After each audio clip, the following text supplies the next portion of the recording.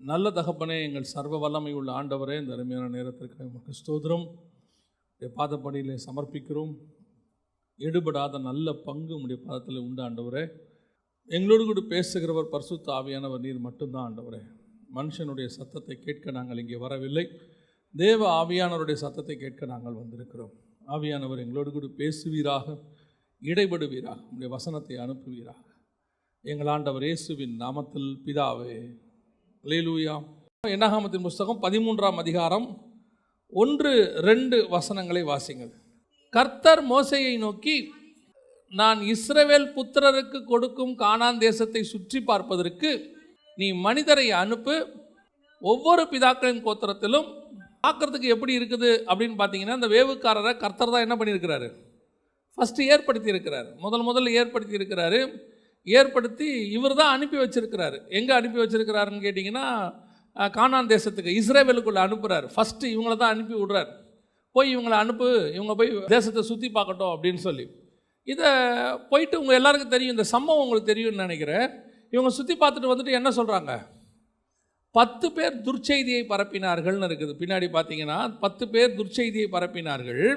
அதற்கு பிறகு 2 பேர் மாத்திரம், காலேப் யோசுவா மாத்திரம் அவர்களுக்கு சாதகமாக பேசினார்கள் அப்படின்னு சொல்லி பார்க்கிறோம். இஸ்ரவேல் புத்திரருக்குள்ளே தாங்கள் சுற்றி பார்த்து வந்த தேசத்தை குறித்து துர்ச்செய்தி பரம்ப செய்தார்கள் அப்படின்னு இருக்கு. அப்போ இந்த அனுப்பின ஆட்கள் போய் பார்த்துட்டு வந்து தேசத்தை பற்றினதான ஒரு நெகட்டிவான இம்ப்ரெஷனை கொடுக்குறாங்க. இப்படிலாம் இருக்குங்க, மோசமாக இருக்குது, நம்ம அங்கே போனால் அவ்வளோதான், அவங்க ராட்சதர்கள் இருக்கிறாங்க, ஜெயின்ஸ் இருக்கிறாங்க, நாம் அங்கே போனால் அவங்க நம்மளை சாகடிச்சிருவாங்க, நாங்கள் வெட்டுக்கிளிகளை போல் இருக்கிறோம், இப்படியெல்லாம் சொல்கிறாங்க. கர்த்தர் அனுப்பின ஆட்கள் ஏன் இப்படி சொன்னாங்க? வேவுக்காரர் இப்படி சொல்கிறதுக்கு என்ன காரணம்? வேவுக்காரர் அனுப்புனது கர்த்தர் தானா? ஆனால் வசனத்தில் வாசித்தா எப்படி இருக்குது, கர்த்தர் தான் அனுப்புனார்னு பக்காவாக இருக்குது. ஆனால் கொஞ்சம் அப்படியே நீங்கள் பின்னாடி வாசிக்கிட்டே வாங்க, கர்த்தர் அனுப்புனாரா யார் அனுப்புனார்னு இருக்குது. வாசிங்க, உபாகமத்தின் புஸ்தகம் 1ஆம் அதிகாரம் 21வது வசனத்தை வாசிங்க. உபாகமம் 1:21 வாசிங்கள். நல்ல கவனிங்க. தேவனாகிய கர்த்தர் அந்த தேசத்தை உனக்கு முன்பாக வைத்திருக்கிறார், பிதாக்களின் தேவனாகிய கர்த்தர் உனக்கு சொன்னபடியே நீ போய் அதை சுதந்தரித்துக்கொள், பயப்படாமலும் கலங்காமலும் இரு என்றேன். நல்ல கவனிங்க, இங்கே தான் விஷயமே இருக்குது. அப்பொழுது நீங்கள் எல்லாரும் என்னிடத்துல வந்து நமக்காக அந்த தேசத்தை சோதித்து பார்க்கவும், நாம் இன்ன வழியாக அதில் சென்று இன்ன பட்டணங்களுக்கு போகலாம் என்று நமக்கு மறு செய்தி கொண்டு வரவும் நமக்கு முன்பாக மனிதரை அனுப்புவோம் என்றீர்கள். கர்த்தர் அனுப்புனாருங்கிறது ரெண்டாவது. முதல்ல வேவுக்காரரை கேட்டது யாரு? இஸ்ரவேல் ஜனங்க தான் கேட்டிருக்கிறாங்க, போய் ஆண்டவர்கிட்ட கேட்டிருக்கிறாங்க, இந்த மாதிரி நாங்கள் அனுப்பட்டுமா, ஒரு 12 பேர் அனுப்புவோம் அப்படின்னு சொல்லி கேட்டிருக்கிறாங்க. அதற்கு கர்த்தர் மோசேக்கு சம்மதம் கொடுத்துருக்கிறார். சரி, நீ ஒரு 12 பேரை அனுப்பி விடு அப்படின்னு சொல்கிறார். உண்மையிலேயே வேவுக்காரர் அவசியமா? வேவுக்காரர்கள் என்கிற இந்த ஸ்பை அப்படின்னு சொல்லக்கூடிய உளவுத்துறை அவசியமா? இன்றைக்கி உள்ள காலகட்டத்துக்கு நம்ம பேசலை, இன்றைக்கி உள்ள காலகட்டத்துக்கும் அது பொருந்தோன்னா அவசியமா அப்படின்னு கேட்டிங்கன்னு சொன்னால், இவர்கள் மற்றவர்களைப் போல தேசத்தை சுற்றி பார்ப்பதற்கு ஒரு ஸ்பைஸை வந்து இவங்க கேட்குறாங்க, உளவுத்துறைக்காரங்களை கேட்குறாங்க, வேவுக்காரரை கேட்குறாங்க. ஆனால் இவர்களை பொறுத்த வரைக்கும், இதுக்கு முன்னாடி வரைக்கும், கானானுக்குள்ளே பிரவேசிப்பதற்கு முன்னாடி வரைக்கும் பெரிய பெரிய ராஜாக்களை இவங்க ஜெயிச்சுட்டு வந்துட்டாங்க. பெரிய ராஜா, இன்னும் சொல்ல போனால் எகிப்து ஆரம்பிச்சிட்டாங்க. எகிப்தில் வந்து பார்வோனே ஜெயிச்சாச்சு, வல்லரசையே ஜெயிச்சாச்சு. ஓப்பனிங்கே வந்து அவங்க பெஸ்ட் டீமை ஜெயிச்சு முடிச்சாச்சு. அதுக்கப்புறம் வந்ததெல்லாம் அதுக்கு கீழே உள்ளவங்க, அவங்கள ஒவ்வொருத்தரையாக ஜெயிச்சுட்டு வந்துக்கிட்டே இருக்கிறாங்க. இப்போ இவங்க போக வேண்டிய டெஸ்டினேஷன் வந்துருச்சு, சேர வேண்டிய தேசம் வந்துருச்சு. இவ்வளோ தூரம் வேவுக்காரரே கிடையாது அவங்களுக்கு. இத்தனை இடத்துலையும் அவங்களுக்கு யார் கிடையாது? வேவுக்காரர் கிடையாது. எல்லா இடத்திலும் உன் தேவனாகிய கர்த்தர் ஒருத்தர் மட்டுமே கூட இருந்து ஜெயிக்க வைத்தார். ஏன் இவங்களுக்கு திடீர்னு கானானுக்கு போனவொன்னே வேவுக்காரரை அனுப்பணுன்ற எண்ணம் வருது, சுற்றி பார்க்கணுங்கிற எண்ணம் வருது அப்படின்னு கேட்டிங்கன்னா, அதுக்கு முன்னாடி தான் கர்த்தர் சொல்கிறாரு, மோசேயை பார்த்து நீ கானானுக்குள்ளே பிரவேசிக்க மாட்டாயின்னு சொல்கிறாரு. கானானுக்குள்ளே பிரவேசிக்க மாட்டாயின்னு சொன்ன உடனே மோசேக்கும் இது நல்லா படுது, நம்மளும் போல, நம்ம இருந்தோம்னா நம்ம கூட போவோம், நம்ம கூட போனோம்னா என்ன செய்யலாம், அவர்களுக்கு பிரயோஜனமாக இருக்கும், நம்ம ஆண்டவர்கிட்ட கேட்டு எதையாவது சொல்லுவோம். ஆனால் என்ன நடந்துச்சு, நானும் போகிறதில்ல, இவனுங்க போகிறாங்க, யோசுவாவை அனுப்ப போகிறோம். அவனும் புது பையன். எதுக்கும் ஒரு தடவை நம்ம என்ன பண்ணிப்போம், தேசத்தை செக் பண்ணிவிட்டு அனுப்புவோம். ஏன்னா மோசே எகிப்தில் வாக்கில் வல்லவரில், அவர் சகல கலைகளிலும் கற்று தேர்ந்தவரில். 120வது வயசில் எக்ஸ்பீரியன்ஸ் பேசுது. 120வது வயசில் என்ன வருது, எக்ஸ்பீரியன்ஸ் பேசுது. ஏன், நான் உள்ளே போக போகிற தேசத்தில் இது வரைக்கும் நடத்திக்கிட்டு வந்தால் நான் போக போகிறதில்ல. அதனால் இப்போ இவங்க தனியாக போக போகிறாங்க. நடத்த போகிற ஆள் கூட யாருன்னு கேட்டிங்கன்னா, புது பையன் ஒருத்தர் நடத்துகிறான், யோசுவான்னு ஒருத்தர். அவரே ரொம்ப பயந்துக்கிட்டு வேற இருக்கிறாரு. அவர் போக போகிறாரு. இப்போ இந்த வார்த்தை இவர்கள் கேட்டது, எங்களுக்கு ஒரு வேவுக்காரரை கொடுங்க, ஒரு 12 பேர் போய் ஃபஸ்ட்டு செக் பண்ணிட்டு வந்துப்போம் அப்படின்னு சொல்லி கேட்டது மோசேக்கு எப்படிப்பட்டதான்? பரவாயில்ல, இது ஒரு நல்ல ஐடியா தான். இதுதான் ஆவிக்குரிய வாழ்க்கையினுடைய வீழ்ச்சி. ஆவிக்குரிய வாழ்க்கையினுடைய வீழ்ச்சி இங்கே தான் தொடங்குது. இதுவரைக்கும் நடத்தி கொண்டு வந்தது உன் தேவனாகிய கர்த்தர். உனக்கு முன்பாக கடந்து போனது உன் தேவனாகிய கர்த்தர். உனக்காக யுத்தம் பண்ணது உன் தேவனாகிய கர்த்தர். இதுவரைக்கும் நீ போன ராஜாக்கள் யாரையாவது நீ சோதிச்சு பார்த்துருக்கிறியா? எந்த இடத்திலாவது நீ அதை பற்றி விசாரிச்சியா? அந்த தேசம் எப்படின்னு கேட்டீங்களா? ஒரு காரியத்தை கர்த்தர் சொல்லும்பொழுது விசுவாசத்தோடு கூட உள்ளே இறங்கும் போது, காணாமல் நம்பப்படும் மேல் உறுதியும் காணப்படாத மேல் நிச்சயமும். கர்த்தர் சொல்லிட்டாரு, இறங்க வேண்டியது, அவ்வளோதான். போய்கிட்டே இருக்க வேண்டியது. கர்த்தர் ஜெயிச்ச வெற்றி கொடுத்துக்கிட்டே போவார். நீ போயிட்டே இருக்க வேண்டியது தான். எப்போ உனக்கு ஒரு இடத்த சோதிச்சு பார்க்கணும், அந்த வசனத்தை வாசிங்களேன், 22வது வசனத்தை வாசிங்க திருப்பியும். அப்பொழுது நீங்கள் எல்லாரும் என்னிடத்துல நமக்காக அந்த தேசத்தை, ஏன் தேசத்தை சோதிச்சு பார்க்கணும்? தேசத்தில் என்ன சோதிக்கிறதுக்கு இருக்குது? இவங்க போய் யாருக்கிட்ட சொல்கிறாங்கன்னா, மோசே கிட்ட சொல்கிறாங்க, சோதித்து பார்க்கவும். மோசையை கூப்பிடும் போதே கர்த்தர் என்ன சொல்லி கூப்பிட்டாரு? யாத்ராகமத்தின் புஸ்தகம் 3ஆம் அதிகாரம் 8வது வசனத்தை வாசிங்க பார்ப்போம். யாத்ராகமத்தின் புஸ்தகம் 3ஆம் அதிகாரம் 8வது வசனம். அவர்களை எகிப்தியரின் கைக்கு விடுதலையாக்கவும், அவர்களை அந்த தேசத்திலிருந்து நீக்கி கானானியரும் ஏத்தியரும் எமோரியரும் பெரிசியரும் ஏவியரும் எபூசியரும் இருக்கிற இடமாகிய பாலும் தேனும் ஓடுகிற நலமும் விசாலமுமான தேசத்தில் கொண்டு போய் சேர்க்கவும் இறங்கினேன். கூப்பிடும் போதே உனக்கு எல்லாத்தையும் சொல்லி தான் கூப்பிட்டுருக்கிறார். அந்த தேசத்தில் யார் இருப்பா, அந்த தேசம் எப்படிப்பட்டது, அதனுடைய ஆசீர்வாதம் என்ன, எல்லாவற்றையும் சொல்லித்தான் கர்த்தர் உன்னை கூப்பிட்டாரு. கூப்பிட்ட இப்போ உனக்கு 40 வருஷத்தில் திடீர்னு என்ன தோணுது? தேசத்தை சோதித்து பார்க்கவும். தேசம் எப்படி இருக்கும், ஜனங்க எப்படி இருப்பாங்க, யார் யாரெல்லாம் இருப்பாங்க. உங்களை ஒரு அழைப்பு கர்த்தர் கொடுக்கும்போது அந்த அழைப்பிலே கர்த்தர் எல்லாவற்றையும் நியமித்து வைத்திருக்கிறார். உங்களை கூப்பிடும் போதே கர்த்தர் அந்த அழைப்புக்கான ஆசீர்வாதத்தை வைத்து தான் கூப்பிட்டார். உங்களை கூப்பிடும் போதே அதில் வரக்கூடிய எல்லா பிரச்சனைகளுக்கும் வழியை தயார் பண்ணிட்டு தான் கர்த்தர் கூப்பிட்டார். நீங்கள் போகிற கானான் பிரயாணத்தில், பரம கானான் பிரயாணத்தில் பிரச்சனை இருக்காது என்று கர்த்தர் சொல்லவில்லை. உபத்திரவம் இருக்காது என்று சொல்லலை. வழியில் உங்களுக்கு நிறைய பிரச்சனைகள் இருக்குது, எல்லாம் இருக்குது. ஆனால் உங்களுக்கு சொன்ன ஆண்டவர் என்ன சொன்னார்? உன்னை கொண்டு போய் பாலும் தேனும் ஓடுகிற தேசத்தில் சேர்ப்பேன் என்று சொல்லி தான் கர்த்தர் அழைத்தார். நலமும் விசாலமான தேசத்தில் போய் சேர்ப்பேன். ஏன் திடீர்னு உங்களுக்கு சந்தேகம் வருது? நிறைய பேருக்கு ஆவிக்குரிய வாழ்க்கையில் இதான் பிரச்சனை. இயேசுவை ஏற்றுக்கொண்டு வரும்போது எல்லாவற்றையும் விட்டு விட்டு வருகிறோம், ஊழியத்துக்கு வரும்போது எல்லாத்தையும் விட்டுட்டு வரோம். ஆனால் வந்த பிறகு நிறைய அவிசுவாசம். இது என்னவாய் முடியுமோ, எங்கே போய் முடியுமோ, எப்படி முடியுமோ.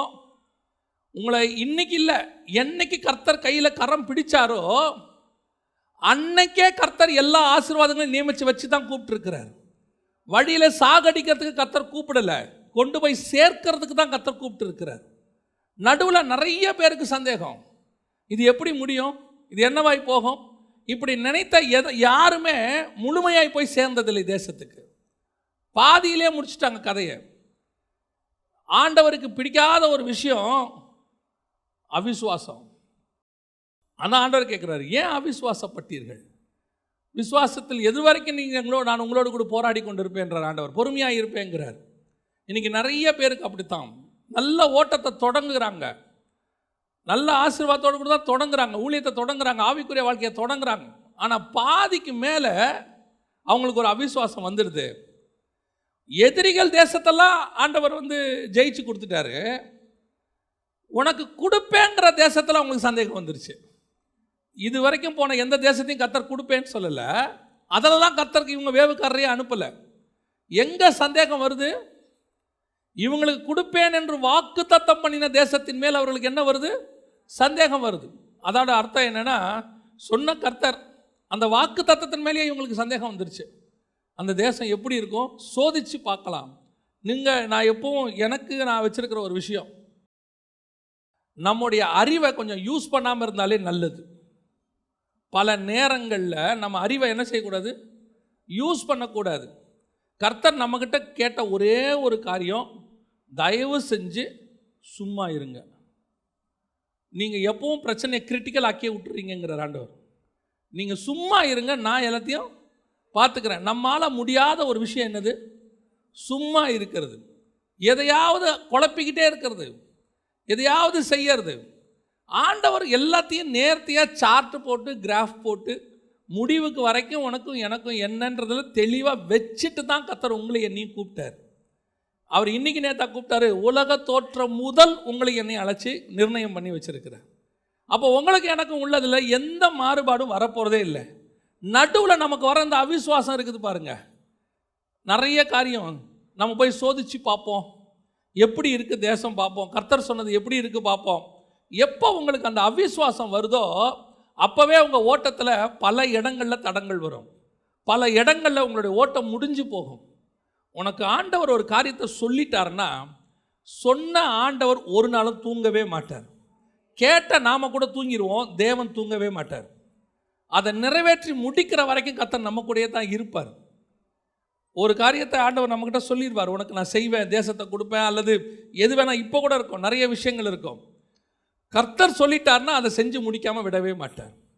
நடுவில் நம்ம கூட என்ன செஞ்சிடக்கூடாது. நான் எப்பவும் ஒரு உதாரணம் சொல்லுவேன் அடிக்கடி. ஒரு உதாரணத்துக்கு தான் சொல்கிறேன். கர்த்தர் வீடு கொடுப்பேன்னு சொல்லிட்டாருன்னு வச்சுக்கோங்க, கர்த்தர் என்ன பண்ணிடுவார்? வீடு கொடுத்துருவார். நான் சொல்கிறது ஒரு உதாரணத்துக்கு. வீடு கொடுப்பாரான்னு கேட்காதீங்க. வீடு கொடுக்குறேன்னு சொன்னார்னா கர்த்தர் என்ன பண்ணிடுவார்? கண்டிப்பாக உங்களுக்கு வீடு கொடுத்துருவார். நடுவில் போய் லோன் போட்டால் என்ன ஆகும், இஎம்ஐ கட்டினா என்ன ஆகும், முன்பணம் எவ்வளோ கட்டணும், மாதம் மாதம். அப்போது ஏன் நீங்கள் போய் இதெல்லாம் செய்கிறீங்கன்னு கேட்டால் அடுத்த வார்த்தை சொல்லுவாங்க, நம்ம சும்மாவே இருந்த ஆண்டவர் செய்வாரா? நம்மளும் ஏதாவது என்ன செய்யணும், முயற்சி எடுக்கணும். ஆண்டவர் சொல்கிறார், தயவு செஞ்சு எடுக்காத, நீ தயவு செஞ்சு அந்த வேலையை மட்டும் செய்யாத, நீ சும்மா இரு. உனக்கு தர வேண்டியதை எல்லாத்தையும் என்ன பண்ணி வச்சுருக்கிறேன்? ரெடி பண்ணி வச்சுருக்கிறேன். அது வேலையாக இருக்கட்டும், கல்யாணமாக இருக்கட்டும், அல்லது ஆசீர்வாதமாக இருக்கட்டும், வாட் எவர் இட் இஸ், கர்த்தர் நிர்ணயம் பண்ணி வச்சது அதினதின் காலத்தில் தானாய் வந்து சேரும். அதுக்கு ஆண்டவர் அதுக்கு ஒரு டைம் வச்சிருக்கிறாரு. முதலாவது இவங்க பண்ண தப்பு என்ன செய்கிறாங்க, நம்ம தேசத்தை என்ன பண்ணுமா, சோதிச்சு பார்க்கணும். போய் நம்ம சோதிச்சு பார்க்கணும், எப்படி இருக்குன்னு பார்க்கலாம், தேசத்தை பார்க்கலாம். இதில் பார்த்ததுனால வந்த விளைவு என்ன? பயந்துட்டான். ஏன்? அங்கே இருக்கிறவன்லாம் எப்படி இருக்கிறான்? ராட்சசன் போல இருக்கிறான், அப்படி இருக்கான். பின்ன கர்த்தர் உனக்கு கொடுக்குற தேசம்னு சொன்னது சாதாரண தேசமா? அதாவது ஒரு பெரிய பொக்கிஷம் இருக்குன்னு வச்சுக்கோங்க. நீங்கள் பாருங்கள், அந்த ஏடிஎம் மிஷினெல்லாம் பணம் கொண்டு போய் போடுறாங்க. மிஷினில் பணம் வந்து ஃபில் பண்ணுவாங்க. ஃபில் பண்ண கொண்டு போகிற ஆட்களை பார்த்துருக்கீங்களா? அந்த ஆள் எப்படி இருப்பார்? பயங்கரமாக ஜெய்ஜாண்டிக்காக கையில் துப்பாக்கியோட ஒரு பெரிய வேனில், அந்த வேனை சுற்றி என்ன பண்ணியிருக்கோம், வேலி மாதிரி அடித்து கிரில்லெல்லாம் போட்டு, அந்த பணம் நிறையா இருக்கிறதுனால அதுக்கு அவ்வளோ ஒரு பாதுகாப்பு. இப்போ அதுவே பிரதமர் வராருன்னா பாதுகாப்பு எப்படி இருக்கும்? இன்னும் கொஞ்சம் ஹை லெவல் பாதுகாப்பு. இப்போ அமெரிக்க ஜனாதிபதி வராருன்னா அது அதை விட ஹை லெவல் பாதுகாப்பு. எதுக்கு சொல்கிறேன்? பெரிய விஷயம் கொஞ்சம் வேல்யூ கூட கூட பாதுகாப்பு எப்படி இருக்கும்? கொஞ்சம் அதிகமாக தான் இருக்கும். அதுவே நீங்கள் நம்ம வீட்டு வாசலில் இருக்கிற வாட்ச்மேன் பார்த்துருக்கீங்களா? சில வீடுகளெல்லாம் வாசலில் போனோம்னா வாட்ச்மேன் படுத்திருப்பார், பாவம் போல் இருக்கும். திருடனே அவர் அடிக்க மாட்டார். ஏன்னா அந்த வீடு அவ்வளோத்தான், அவ்வளோத்துக்கு தான் அந்த மாதிரி ஒரு பாதுகாப்பு. அதுவே கொஞ்சம் பெரிய ஏடிஎம் மிஷின், அதுக்கு பாதுகாப்பு ஜாஸ்தி. இந்திய பிரதமர்னா பாதுகாப்பு ஜாஸ்தி, அமெரிக்க ஜனாதிபதினா இன்னும் ஜாஸ்தி. ஏன்னா வேல்யூ கூட கூட பாதுகாப்பு கூடுது. கானான் தேசம் இருக்கிறதுலையே நம்பர் 1 தேசம். அப்போ உள்ள பாதுகாக்கிறவன் தான் பாதுகாக்கிறவன். இவன் வர வரைக்கும் அவன் தான் அதை பாதுகாக்கணும்.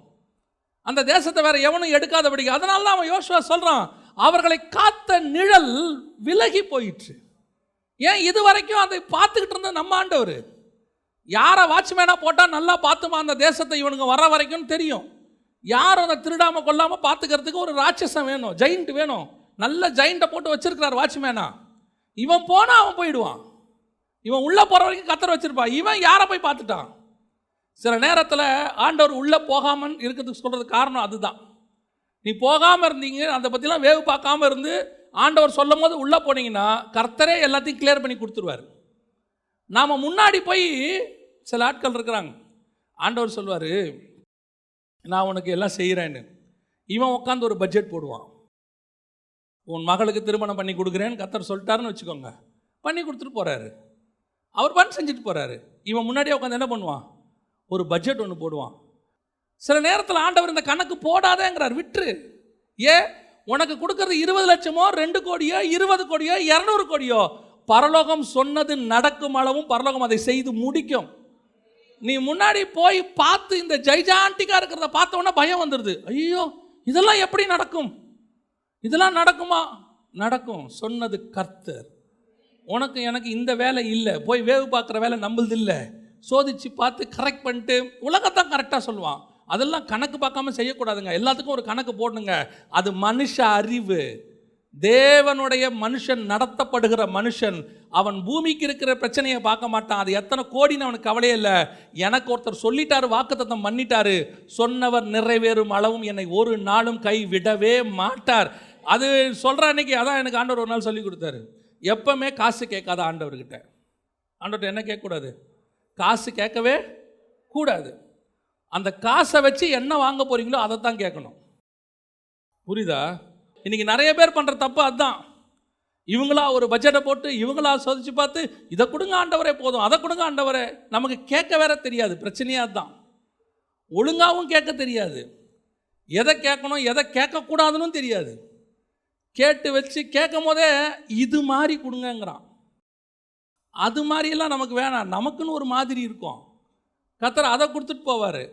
இல்லை அவன் கேட்குறத அப்படி கேட்குறான், ஆண்டவரே எனக்கு இந்த மாதிரி கொடுங்க. ஆண்டவர் சொன்ன நான் உனக்கு வேறு மாதிரி வச்சுருக்கேன், அந்த மாதிரி தரேன். ஆண்டவர்கிட்ட எப்போவுமே சொல்கிறேன், உங்களுக்கு ஒன்று காரியம் சொல்லிட்டாரா, அதை பற்றின ஒரு சந்தேகமும் உங்களுக்கு வேண்டாம், அது நடக்கும், எவ்வளவு ஆனாலும் நடக்கும். சிலர் செல்லும்போது என்கிட்ட சொல்லுவாங்க, சர்ச்சு ஆண்டவர் கரெக்டாக சொல்லிட்டாரு, இடம்லாம் இருக்குது, பட்ஜெட் போட்டவங்க 50 லட்சம் ஆகுது. ஏன் சொல்லிட்டு ஆண்டவருக்கு 50 லட்சம் பெரிய விஷயமா? 50 லட்சம் என்ன 55 லட்சம் என்ன, அதுக்கு என்ன வேணும், செங்கல் வேணும், ஜல்லி வேணும், அதுக்கெல்லாம் ஆள் அனுப்பி விடுவார். அது வாட்டுன்னு வரும், கட்டுவாங்க. நீங்கள் ஏன் அதை போட்டு மண்டையில் குழப்பிக்கிறீங்க? நீங்கள் நம்பிதான் படுத்துங்க. சொன்னவருக்கு தானே நிறைவேற்றணுன்ற கவலை இருக்குது, நமக்கு என்ன? நான் எப்பவும் நினைப்பேன், அவர் சொல்லிட்டாரா பிரச்சனை இனிமேட்டு அவருது, சொல்கிற வரைக்கும் தான் பிரச்சனை நம்மளுது. சொல்கிற வரைக்கும் ஆண்டவரே இது நடக்குமா நடக்குமா, எங்கேயாவது ஒரு இடத்துல நம்ம கொஞ்சம் அசைச்சிருவோம். அவரை காலை கையை பிடிச்சி அழுது கிழுது ராத்திரியெல்லாம் ஜோம் பண்ணி கர்த்தர் ஒரு வாக்குத்தத்தம் கொடுத்துருவார், நான் உனக்கு தருகிறேன்னு. அதுக்கப்புறம் தூங்கிடணும். ஏன்? அதான் அவர் சொல்லிட்டாரே, சொல்லியும் செய்யாதிருப்பாரோ வசனத்தும் நிறைவேற்றாதிருப்பாரோ. ஆண்டவர் வந்து வாக்கு வாங்குற வரைக்கும் தான் பயம் இருக்கணும், வாங்கிட்டோம் நிம்மதி வந்துடணும். ஏன்னா சொன்ன ஆண்டவர் மாற்றவே மாட்டார், 100% செய்து முடிப்பார். அல்லேலூயா. ரெண்டாவது, இவங்க ஏன் தேசத்தை சுற்றி பார்க்கணும்னு நினைச்சாங்க? வாசிங்க அதே வசனத்தை 22 திருப்பி வாசிங்க. அப்பொழுது நீங்கள் எல்லாரும் என்னிடத்தில் வந்து நமக்காக அந்த தேசத்தை சோதித்து பார்க்கவும், நாம் இன்ன வழியாக அதில் சென்று இன்ன பட்டணங்களுக்கு போகலாம் என்று நமக்கு மறுசெய்தி கொண்டு வரவும், நமக்கு முன்பாக மனிதரை அனுப்புவோம் என்றீர்கள். மறுசெய்தி கொண்டு வரணுமா? கொண்டு வந்தாமல்ல மறுசெய்தி. இவங்க கேட்டு அமைச்சது என்னது? நமக்கு மறுசெய்தி கொண்டு வரணும். ஆனால் மறுசெய்தி கொடுக்குற ஆள் யார் தெரியுமா நமக்கு? வாசிங்க 91 சங்கீதம் 15வது வசனம் வாசிங்க. அவன் என்னை நோக்கி கூப்பிடுவான், நான் அவனுக்கு மறு உத்தரவா. இதில் ஒரு பெரிய ஆச்சரியம் என்ன தெரியுமா? இந்த சங்கீதம் யாருது தெரியுமா? இந்த சங்கீதம் யாருது? நம்ம பொறுத்த வரைக்கும் சங்கீதனாலே யாருது? தாவீது. அது தாவீதுக்கு ஒரு கிரெடிட்டு. எவன் பாடினாலும் தாவீது சங்கீதம் யாருது தான். நம்ம மேலேயும் படிக்க மாட்டோம், கீழேயும் படிக்க மாட்டோம், இல்லையா? நம்மளை பொறுத்த வரைக்கும் சங்கீதம் முழுக்க யாருது? தாவீது. அதில் நிறைய பேர் எழுதியிருக்கிறாங்க சங்கீதம். 90 சங்கீதம் யாருது? அப்போ என்ன சொல்கிறாங்கன்னா, இது அதனுடைய தொடர்ச்சியாக தான் இருக்குதாம்மா. 91 சங்கீதமும் யாருது தானாம்மா? மோசேயின் சங்கீதம். அதனால தான் மேலே தாவீதின் சங்கீதம் அது போடலையாம். தாவீதின் சங்கீதமாக இருந்தால், ஆசாப்பின் சங்கீதமாக இருந்தால் அங்கே போட்டிருப்பாங்களாம். ஒரு இதில் போட்டிருக்கிறாங்க, இந்த சங்கீதம் யாரதாக தான் இருக்கக்கூடும், 100% போடலை, இருக்கக்கூடும். யாராக தான் இருக்குமா? மோசையின் சங்கீதமாக தான் இருக்கக்கூடும். ஏன்னா 90ஆம் சங்கீதத்தினுடைய தொடர்ச்சியாக இருக்குதுன்னு சொல்கிறாங்க. இப்போது இந்த வசனத்தை ஒருவேளை மோசே சொல்லியிருந்தா, திருப்பி வாசிங்க பார்ப்போம். அவன் என்னை நோக்கி கூப்பிடுவான். மறு உத்தரவு இது கர்த்தர் யார்கிட்ட சொல்லியிருக்கணும்? இப்போ மோசே கிட்ட சொல்லியிருக்கணும். இந்த மோசே தான் இப்போ எதுக்கு அனுப்புகிறாரு? மறு உத்தரவு கொண்டு வரதுக்கு மனுஷனை அனுப்புகிறாரு. மறு உத்தரவு கொண்டு வரதுக்கு ஆள் அனுப்பி விடுறாரு. நமக்கு எப்பவுமே மறு உத்தரவு கொடுக்கிறவர் கர்த்தராக மட்டும்தான் இருக்கணும். ஏன்னா அவர் மட்டும்தான் பாசிட்டிவாக பேசுகிறவர். பாசிட்டிவாக பேசுகிறதுக்கு நமக்கு தேவையான கரெக்டாக சொல்லி நம்மளை தேத்தி அனுப்புறதுக்கு மறு உத்தரவு கொடுக்குறவர் யாருன்னா ஆண்டவர் மட்டும்தான். நம்ம பல நேரத்தில் யாரை போய் கேட்டுக்கிட்டு இருப்போம் தெரியுமா? நம்மக்கிட்ட தான் ஒரு பழக்கம் இருக்குது. சர்ச்சு கட்ட போகிறோம்னா சர்ச்சில் இருக்கிற இன்ஜினியர்கிட்ட போயிடுவோம். அவர்கிட்ட போய் கேட்டோம்னா நமக்கு என்ன சொல்லுவார்? கரெக்டாக ஒன்று சொல்லுவார். அதுவே ஆடிட்டிங் இந்த மாதிரி இருந்தால் நமக்கு தெரிஞ்ச ஒரு ஆடிட்டர் யாராவது ஒருத்தர்கிட்ட போய் கேட்போம், சர்ச்சில் உள்ளவர்கிட்ட, நீங்கள் கொஞ்சம் சொல்லுங்கள் இது என்ன ஆகும், எப்படி ஆகும் அப்படின்னு சொல்லி. நான் எப்பவும் ஒரு விஷயத்தை வச்சுருக்கிறேன், மனுஷங்கிட்ட 2வது தான் சொல்லணும், கர்த்தர்கிட்ட ஃபஸ்ட்டு சொல்லணும். கர்த்தர்கிட்ட சொல்லிட்டு தான் யார்கிட்ட போகணும்? மனுஷங்கிட்ட போகணும். கர்த்தர்கிட்ட சொல்லாமல் மனுஷங்கிட்ட போகக்கூடாது. இன்றைக்கி நிறைய நேரத்தில் நம்ம மறு உத்தரவுக்கு யாரை எக்ஸ்பெக்ட் பண்ணுறோம்? கர்த்தர் இவ்வளோ வாக்குத்தத்தம் கொடுத்துருக்காரு, பைபிளில் இவ்வளோ வசனங்களை கொடுத்துருக்கிறாரு. இப்போவும் கர்த்தர் ஜீவன் உள்ளவராக இருக்கிறாரு, பேசுகிறாரு. நீங்கள் கேட்டிங்கன்னா பதில் சொல்கிறதுக்கு தயாராக இருக்கிறாரு. ஆனால் இப்போ கூட நம்ம இருதயம் யாரை தேடு தெரியுமா? நீங்கள் போய் நல்லா ஜெபம் பண்ணிவிட்டு கர்த்தர் வாக்குத்தத்தம் கொடுத்துருப்பார், இல்லை வெளியே வாங்க, ஒரு சமாதானம் இருக்கும். ஆனாலும் இருதயம் யாரை தேடும்? யாராவது ஒருத்தர் நமக்கு ஆறுதலாக 4 வார்த்தை சொன்னால் நல்லா இருக்குமே. இதுதான் மனுஷ இயல்பு. மனுஷனுடைய இயல்பு இதுதான். தேடினா நல்லா இருக்குமே, கொஞ்சம் ஆறுதலாக சொன்னால் நல்லா இருக்குமே அப்படின்னு எக்ஸ்பெக்ட் பண்ணுறோம். ஆனால் ஆண்டவர் சொல்கிறாரு, மறு உத்தரவு நான் கொடுக்கறது தான் உனக்கு கரெக்டு. வேற எவன் கொடுத்தாலும் அதில் என்ன இருக்கும்? ஒரு துர்ச்செய்தி கண்டிப்பாக இருக்கும், இல்லை ஒரு நெகட்டிவிட்டி அதில் இருக்கும். ஏன் அப்படின்னு கேட்டிங்கன்னா, மனுஷன் பாவம் செஞ்ச பிறகு நீங்கள் பார்த்தீங்கன்னா அவன் சாப்பிட்ட பழம் நன்மை தீமை எரித்தக்க கடி.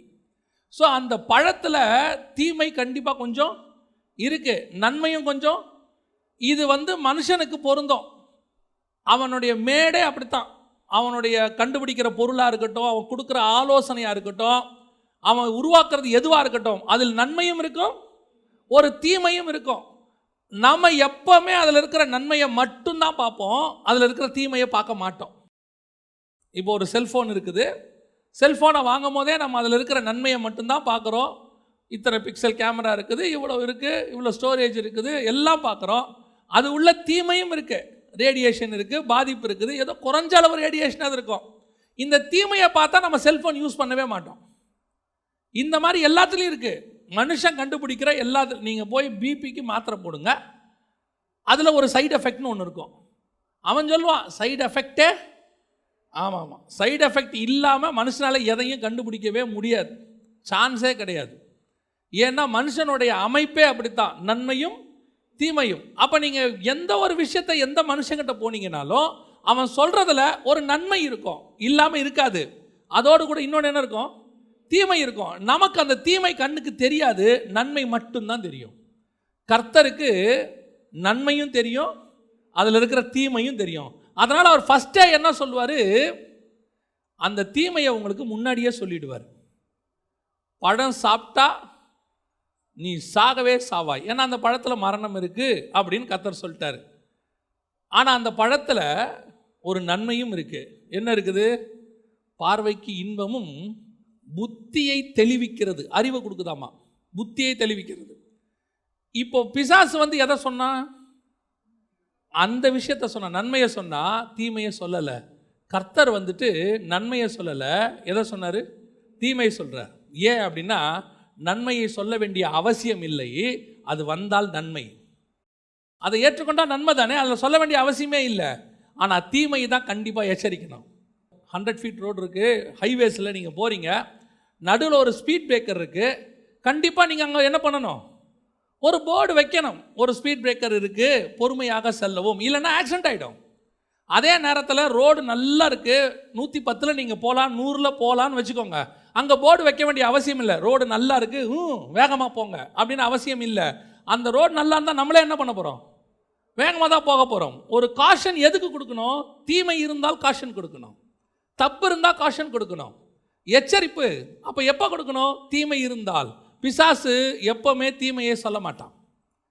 மனுஷன் பழத்தை சாப்பிட்டதுனால நன்மையும் தீமையும் கலந்தவன்.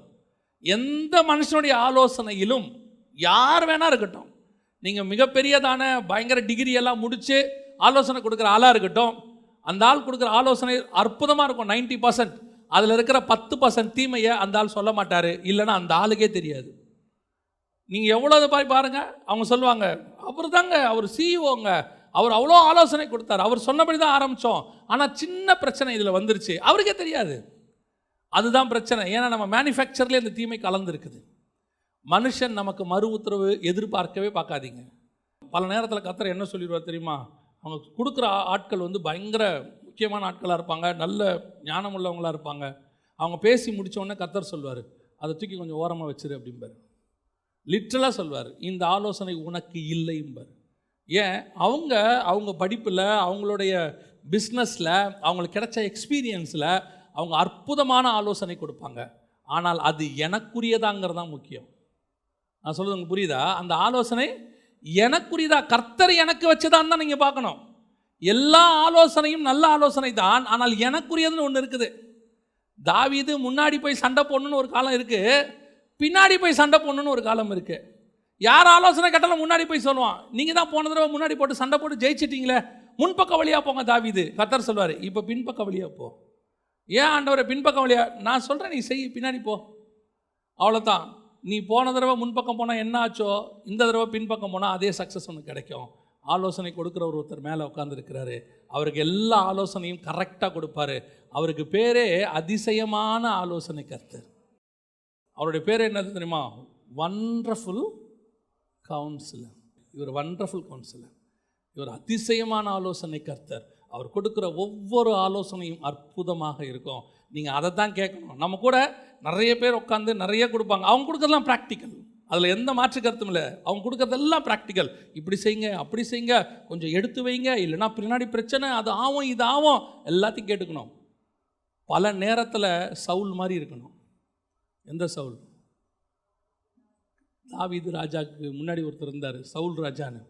அவர்கிட்ட இருந்த நல்ல குவாலிட்டி 2-3 இருக்குது. அதில் ஒரு நல்ல குவாலிட்டி என்ன தெரியுமா? காது கேளாதவனை போல இருந்தானா. நீங்கள் என்ன வேணாலும் பேசுங்க, என் காதில் அது ஏறாது. ஏன்? நீ கொடுக்குற ஆலோசனை நல்லதோ கெட்டதோ எனக்கு தெரியாது, எனக்கு ஆண்டவர் ஒன்று சொல்லியிருக்கிறாரு, அதை மட்டும்தான் நான் செய்வேன். சிலர்லாம் சொல்லுவாங்க, வீட்டில் பெரியவங்க கூட இருப்பாங்க, என் வார்த்தைக்கு நீ கீழ்ப்படிய மாட்டேங்கிறம்பாங்க. உன் வார்த்தைக்கு கர்த்தருக்குள் தான் கீழ்ப்படியணும். நீ கர்த்தருக்கு வெளியே ஆலோசனை கொடுக்கும்போது கீழ்ப்படிய முடியாது. கர்த்தர் எனக்கு ஒன்று என்ன சொல்கிறாரோ அதை தான் செய்வேன். எனக்கு மறு உத்தரவு கொடுக்குறவர் ஒருவர் இருக்கிறார், அந்த ஆலோசனை தான் தி பெஸ்ட். அதனால் யார் கொடுக்குற ஆலோசனையை அசட்டை பண்ணணும்னு அர்த்தம் இல்லை. தேவ ஆலோசனைக்கு ஈக்குவலான ஆலோசனை உலகத்தில் வேறு இல்லவே இல்லை. சில நேரங்களில் அது ஏற்றுக்கொள்ள முடியாததாக இருக்கும். நம்ம ஒன்று நினச்சி வச்சுருப்போம் மைண்டில், கர்த்தர் இன்னொன்று சொல்லுவார். என்ன ஆண்டவர் இப்படி சொல்கிறாரு, நீ செய்ப்பா, அவ்வளோதான். நீ கர்த்தர் சொல்கிறத செஞ்சுக்கிட்டே இரு. என்ன நக்கி கொடுக்குறவனை செலக்ட் பண்ணுறாரு, முட்டி போட்டு குடிக்கிறவனை செலக்ட் பண்ண மாட்டேங்கிறாரு. நக்கி கொடுக்குறவனை செலக்ட் பண்ணிட்டாரு, ஆமாம், அவனை கூட்டிகிட்டு போயிரு. என்னங்க அவன் இங்கேயே தண்ணியை நக்கி குடிக்கிறானே, அவன் தான் பெஸ்ட்டு, கூப்பிட்டு போ. கர்த்தருடைய பார்வையில் எது பெஸ்ட்டுன்னு அவருக்கு தான் தெரியும். அவர் சொல்கிறத செஞ்சுட்டு போயிட்டே இருக்கணும். மனுஷன் சொல்கிறத கேட்டுக்கணும், செய்யணுமா வேணாமான்னு கர்த்தர்கிட்ட கேட்டுக்கணும். அல்லேலூயா. கடைசியாக அவர்கள் ஏன் தேசத்தை சுற்றி பார்க்க ஆரம்பித்தார்கள்? வாசிங்க பாப்போம் திருப்பி அதே வசனத்தை 22. அப்பொழுது நீங்கள் எல்லாரும் என்னிடத்தில் வந்து நமக்காக அந்த தேசத்தை சோதித்து பார்க்கவும், நாம் இன்ன வழியாக அதில் சென்று இன்ன பட்டணங்களுக்கு போகலாம் என்று நமக்கு மறு செய்தி கொண்டு வரவும், நமக்கு முன்பாக மனிதரை அனுப்புவோம். நமக்கு முன்பாக யார் அனுப்பணும்? மனுஷன் அனுப்பணுமா?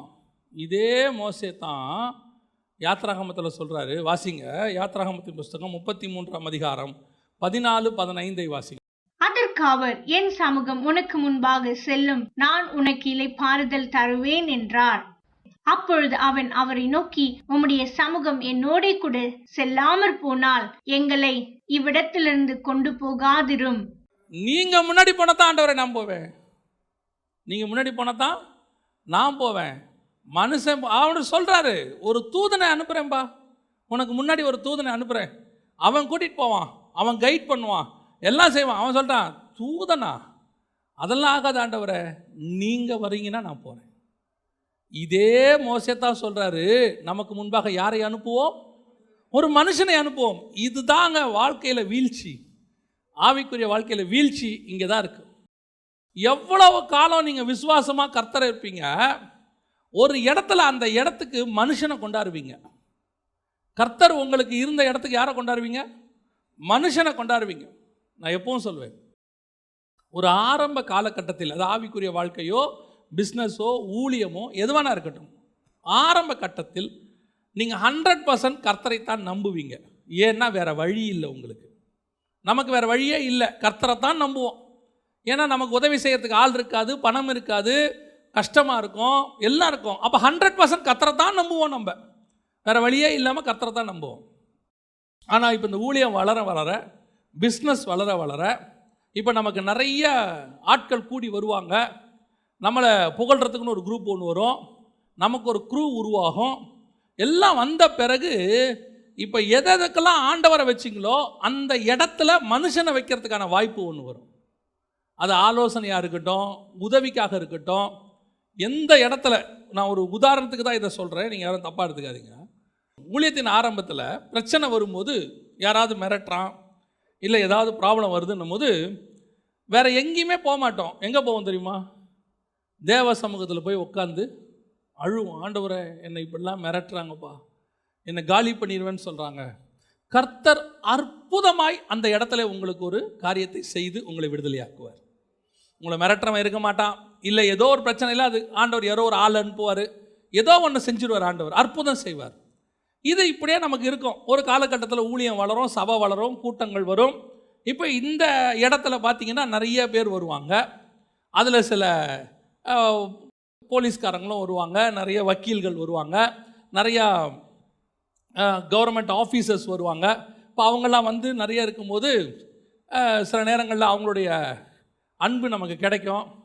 இப்போ அதே மாதிரி ஒரு பிரச்சனை ஒன்று வரும். 20 வருஷம் கழித்து அந்த பிரச்சனை வரும். இப்போ நமக்கு உடனே ஃபோன் எங்கே போகும்?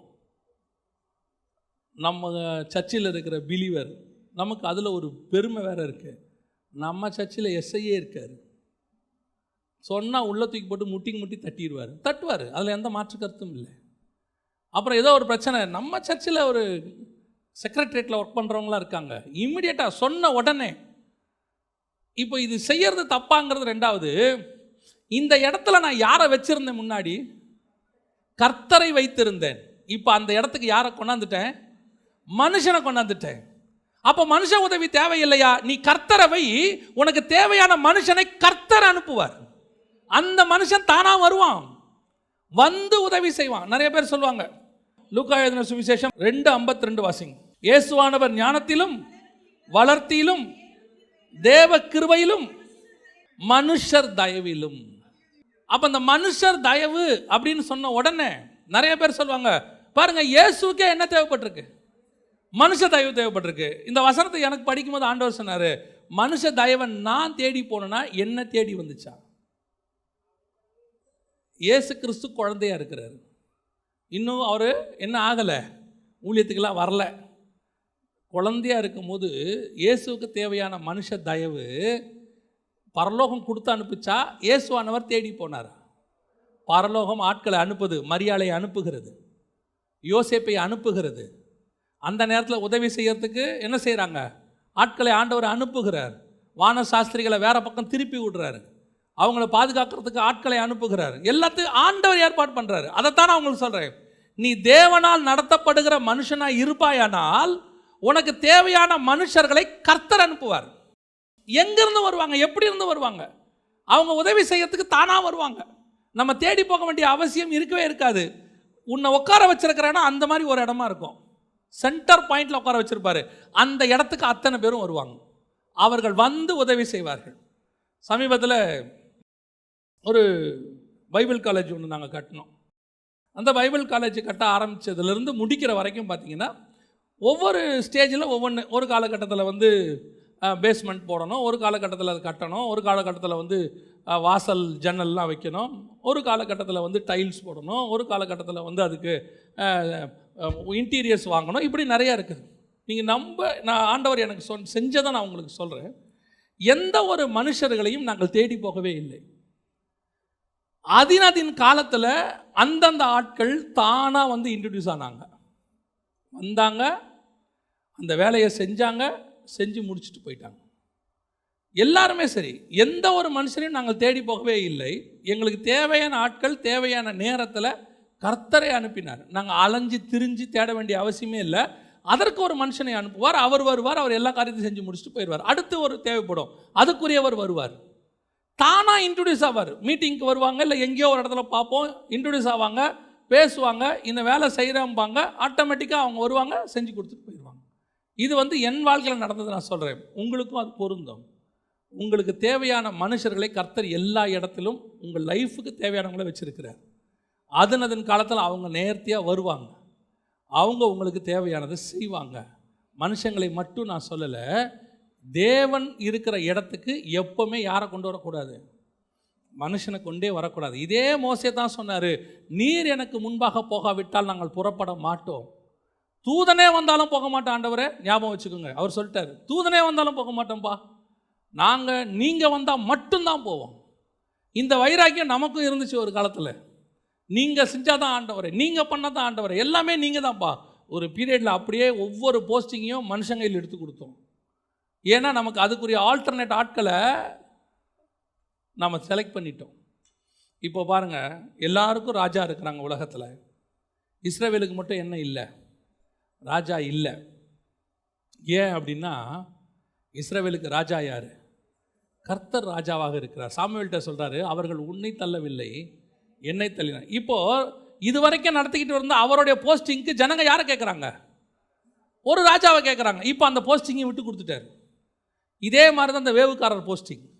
முன்னாடியே போய் எல்லாத்தையும் வழியை ஆயத்தம் பண்ணி வச்சு ரெடி பண்ணி இவங்க போகிற இடத்துல கரெக்டாக இவங்களை கொண்டு போய் ஜெயிக்க வச்சது யார்? இது வரைக்கும் கர்த்தர் செஞ்சுக்கிட்டு இருந்தார். இப்போ அந்த போஸ்டிங்குக்கு யாரை கொண்டு வராங்க? வேவுக்காரரை கொண்டு, மனுஷனை கொண்டு வராங்க. அதான் அவங்க சொல்கிறாங்க, எங்களுக்கு முன்பாக போகத்தக்கதான மனுஷரை கொண்டு வருவோம். கர்த்தர் வைக்கிற இடத்துக்கு மனுஷனை கொண்டு வரவே கூடாது. நிறைய பேர் என்ன நினைக்கிறோன்னா, ஆராதனைக்கு தான் நினைக்கிறோம், கர்த்தரை தவிர வேறு யாரும் ஆராதிக்கக்கூடாது, அந்த ஸ்பேஸுக்கு கர்த்தர் தான், இயேசு கிறிஸ்து தான், வேறு யாரும் இல்லை. உண்மை, உங்கள் லைஃப்லையும் அது பொருந்தும். உங்கள் லைஃப்பில் எந்தெந்த இடத்துல இயேசுவை கொடுத்தீங்களோ அந்தந்த இடம் கடைசி வரைக்கும் இயேசுவுக்கு மட்டும்தான்.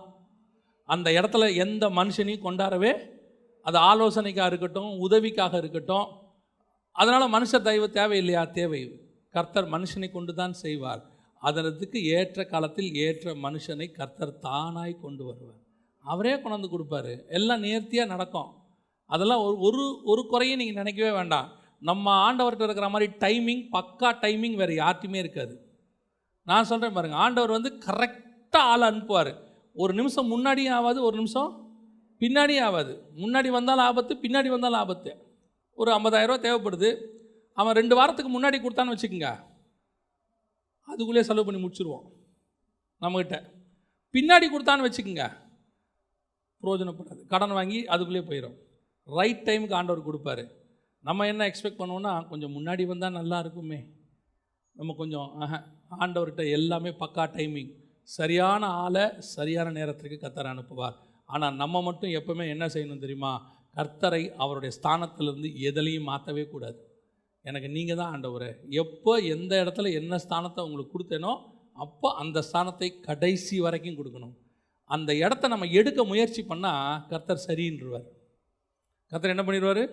சரின்றுவார். நான் உங்களுக்கு சொல்கிறேன், கர்த்தருக்கு ஆல்டர்னேட்டாக யாரை வச்சாலும் அது சரியாகவே ஆகாது.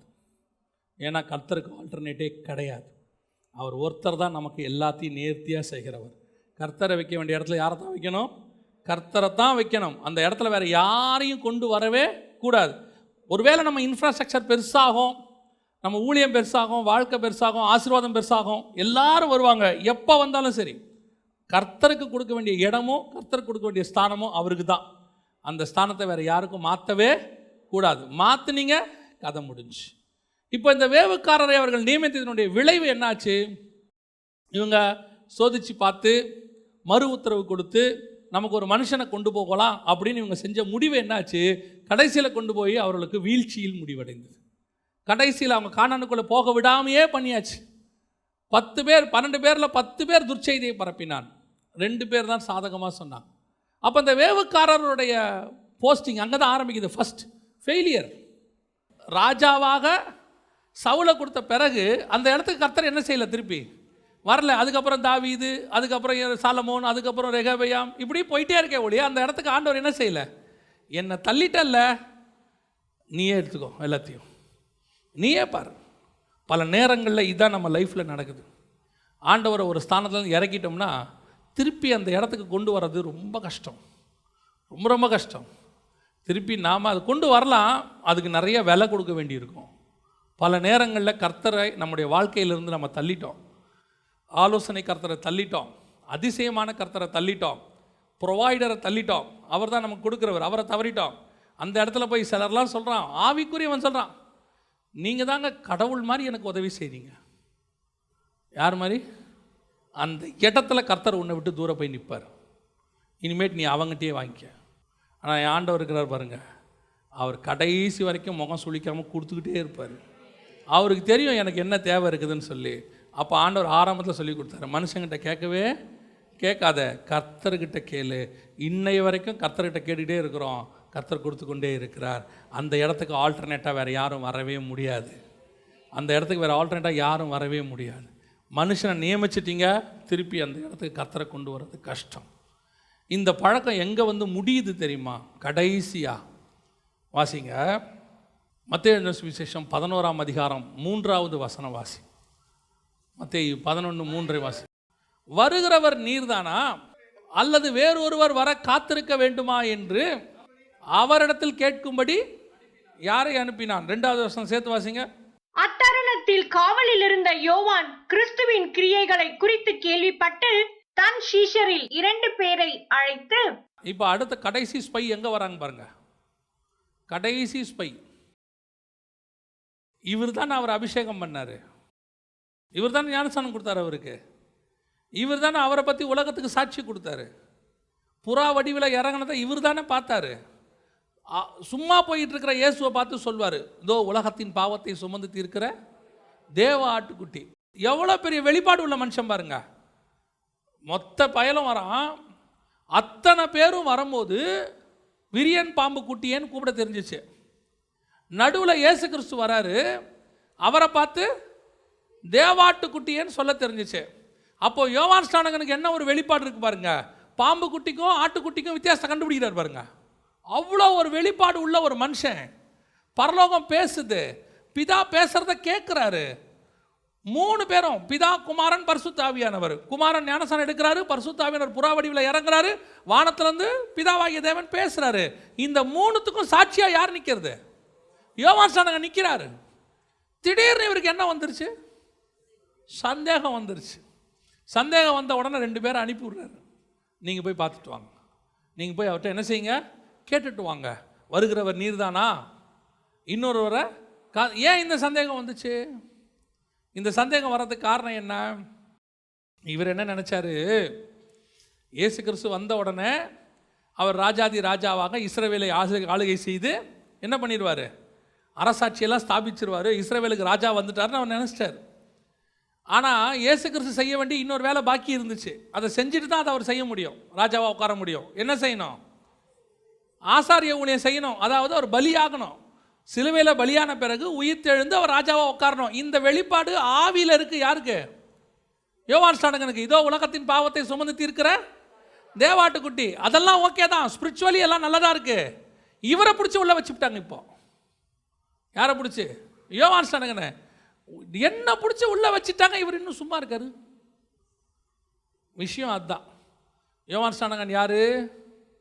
த best evangelist in the Israel.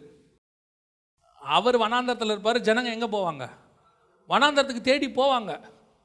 அந்த மாதிரி ஒரு இவாஞ்சலிஸ்ட். இன்னொரு பெரிய விஷயம், அவர் அற்புதமே செய்யலன்னு இருக்கு பைபிளில். யோவான் ஸ்நானகன் ஒரு அற்புதத்தையும். அப்போ எப்பேற்பட்ட இவாஞ்சலிஸ்ட் பாருங்க.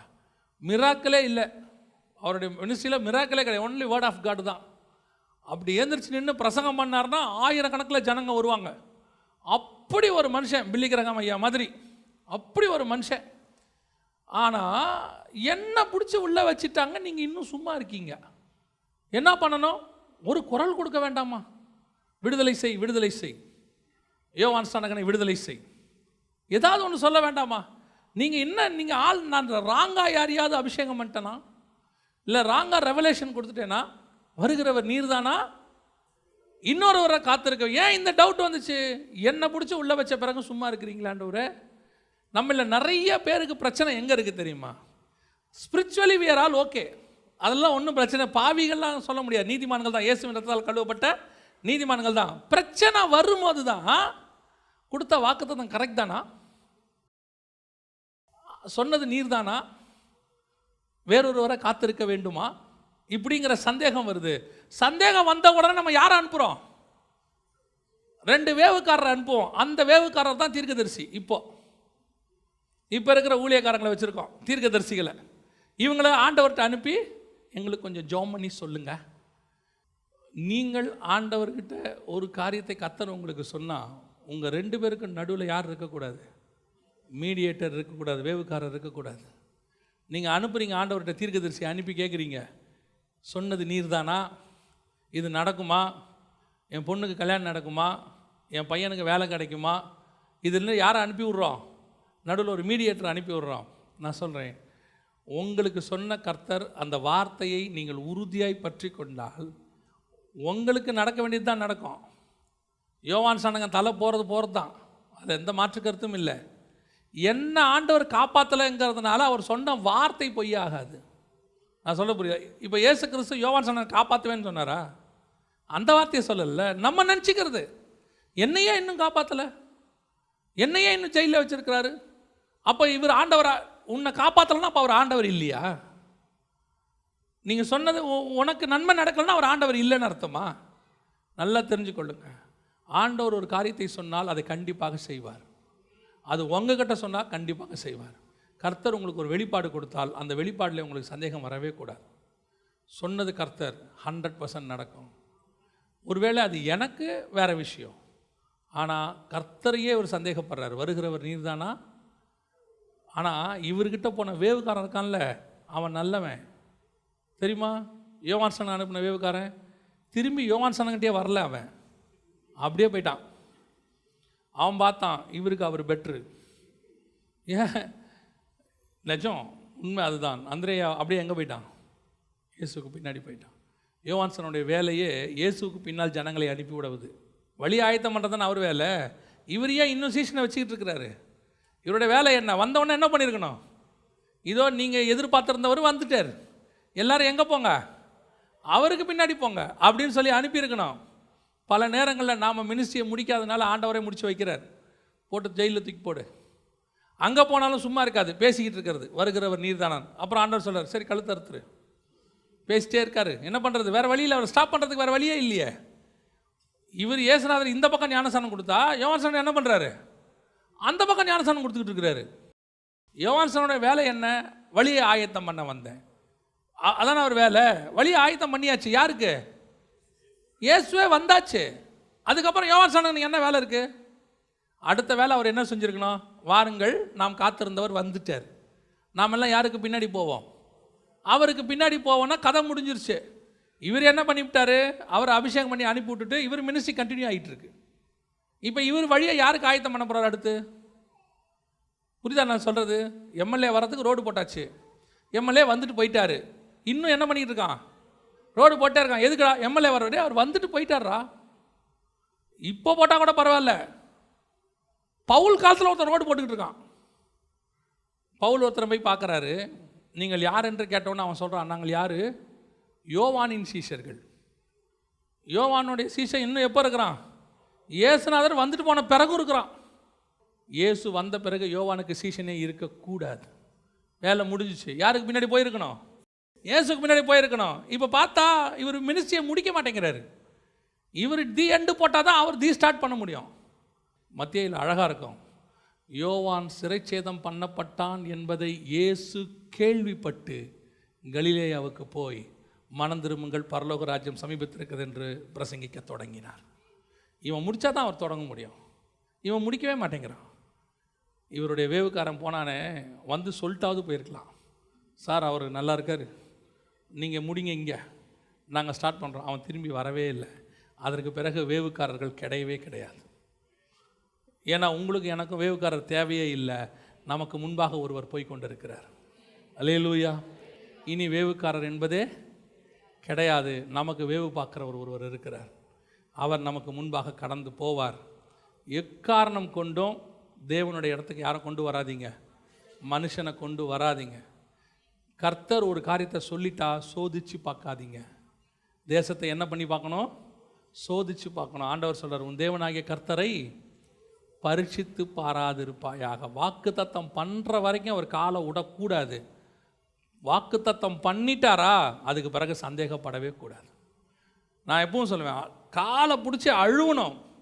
கர்த்தர் சொல்லிட்டாரு, கன்ஃபர்மேஷன் வந்துருச்சா அதுக்கப்புறம் சந்தோஷமாக இருக்கணும். ஏன்னா சொல்லிட்டார். ராஜா வாயில் வாக்கு வர்ற வரைக்கும் தான் நமக்கு வந்துருச்சா அதுக்கு பிறகு ஒரு கவலையும் இல்லை. அல்லேலூயா. நமக்கு மறு உத்தரவு கொடுக்கறது யாராக தான் இருக்கணும்? கர்த்தராக தான் இருக்கணும். மனுஷன் இருக்கவே கூடாது. நம்ம ஜெபம் பண்ணலாமா? நம்ம தேவ சமூகத்தில் எந்திரிப்போமா? எல்லா தேவனை நோக்கி பார்ப்போம். நன்றி ஆண்டவரையுமே நாங்கள் ஸ்தோதரிக்கிறோம். கோடான கோடி ஸ்தோத்திரங்களை ஏறெடுக்கிறோம். தகப்பனே உமக்கு நன்றி அப்பா. நம்மை தம்முடைய வேவுக்காரரை அனுப்பி, தம்முடைய அப்போஸ்தலர்களை அனுப்பி, தம்முடைய உடன்படிக்கையை அனுப்பி, தம்முடைய சுவிசேஷத்தை அனுப்பி ஆண்டவர் நம்மோடு கூட உடன்படிக்கை பண்ணினார். அந்த வேவுக்காரர்கள் அவளிடத்தில் ஒரு சிவப்பு கயிறை கொடுத்து ஜன்னலில் கட்ட சொன்னார்கள். கர்த்தர் இரத்தத்தினாலான ஒரு உடன்படிக்கையை நம்மோடு கூட செய்தார். அவர்கள் சொல்லுகிறார்கள், இந்த ஜன்னலில் இந்த கயிறு இருக்கிற வரைக்கும் நாங்கள் உனக்கு பண்ண சத்தியத்திற்கு உத்தரவாதமாக இருப்போம். ஒருவேளை இந்த கயிறு இல்லாவிட்டால் நாங்கள் உத்தரவாதி அல்ல. இந்த உடன்படிக்கை நம்மோடு கூட இருக்கிற வரைக்கும் தான் கர்த்தர் சொன்ன வாக்கு தத்தங்கள் எல்லாம் நமக்கு பொருந்தும். இந்த உடன்படிக்கை நம்ம இருக்கிற வரைக்கும் தான், பாத்திரமா நம்ம அந்த பானம் பண்ணுற வரைக்கும் தான் கர்த்தர் நமக்கு கொடுத்த வாக்கு தத்தங்களுக்கு உத்தரவாதி. இந்த கயிறு இல்லாவிட்டால், இந்த உடன்படிக்கை இல்லாவிட்டால் நீங்களும் நானும் பாளையத்துக்கு புறம்பே எரிகோ மதிலுக்கு மேலே, ஒருவேளை எரிகோ ஜனங்களோடு கூட அழிஞ்சது போல இந்த உலகத்தின் அழிவில் நமக்கும் பங்கு நடந்திருக்கும். ஆனால் இன்றைக்கி கர்த்தர் நம்மை பாளையத்துக்கு புறம்பே கொண்டு வந்து உட்கார வைத்திருக்கிறார். இன்றைக்கி நம்மளை பத்திரமாய் கர்த்தர் காப்பாற்றி கொண்டு வந்து வச்சிருக்கிறார். சீக்கிரத்தில் நம்முடைய மணவாளன் வருவார். அந்த மணவாளன் அழைத்து கொண்டு போய் பரலோகத்தின் நடுவில் சிங்காசனத்துக்கு பக்கத்தில் அவருடைய வலது பார்சத்தில் உன்னை என்னை உட்கார வைக்க போகிறார். நாம் காத்து கொண்டிருக்கிறோம் பாளையத்துக்கு புறம்பே. அதுதான் கர்த்தர் இன்றைக்கி நம்மளை வச்சிருக்கிறார். சபையை புறம்பே வச்சிருக்கிறார். அவர் புறம்பே பாடுபட்டபடியினாலே நம்மையும் இப்போ புறம்பே தான் வச்சிருக்கிறாரு. சீக்கிரத்தில் நம்மளை கொண்டு போய் நடுவில் வைக்க போகிறார். அவருக்கு நடுவில், பரலோகத்துக்கு நடுவில், அவருக்கு சிங்காசனத்துக்கு பக்கத்தில் சபையை கொண்டு போய் வைப்பேன்னு ஆண்டவர் சொல்கிறார். ஆனால் அது வரைக்கும் அந்த கயிறு இருக்கணும், ரொம்ப முக்கியம். அதான் இயேசு சொல்கிறார், நான் வருமளவும் என்னை நினைவு கூறும்படி இதை செய்யுங்கள் என்றார். இன்றைக்கி ஆண்டவர் நமக்கு புறம்பே உட்கார வைக்கிறதுக்கு ஒரு வாய்ப்பை கொடுத்துருக்கிறார். நம்மை நாமே நிதானித்து அறிந்தோமானால் நாம் நியாயம் தீர்க்கப்படும். சர்வ வல்லமை உள்ள எங்கள் தகப்பனே, அருமையான காலை வேளைக்காக உமக்கு ஸ்தோத்திரம். உடைய மகிமையுள்ள கரத்தில் தாழ்த்துகிறோம். தேவனாகிய கர்த்தர் எங்களுக்கு தந்திருக்கிற நல்ல உடன்படிக்கைக்காக ஸ்தோத்திரம். அந்த உடன்படிக்கையை உறுதிப்படுத்துகிற உடைய வார்த்தைகளுக்காக உமக்கு நன்றி ஆண்டவரே. நீர் வருமளவும் இந்த உடன்படிக்கை எங்கள் வாசல்களிலே காணப்படட்டும் ஆண்டவர், எங்கள் ஜன்னல்களிலே காணப்படட்டும் அப்பா. கிருபையுள்ள கரத்தில் தாழ்த்துகிறோம். நீர் மாத்திரம் மகிமைப்படும். எங்கள் ஆண்டவர் இயேசுவின் நாமத்தில் பிதாவே.